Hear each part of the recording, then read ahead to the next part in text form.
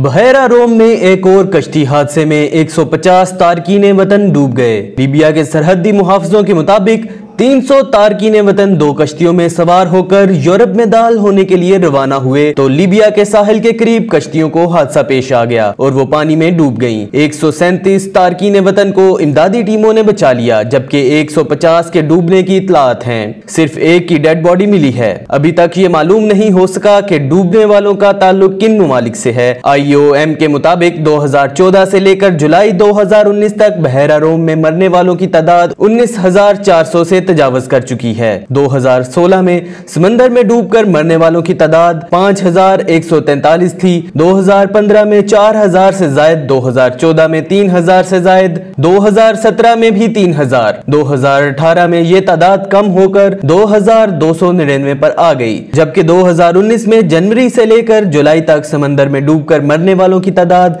686 हो चुकी है। बहरा रोम गुज़िश्ता 5 सालों में सुनहरे मुस्तकबिल का ख्वाब देखने वाले 19,400 तारकीन वतन को निगल चुका है। ये तो वो अदादो शुमार हैं जो एक NGO ने इकट्ठे किए। गुमनाम मरने वालों की तादाद इससे भी कई गुना ज्यादा हो सकती है।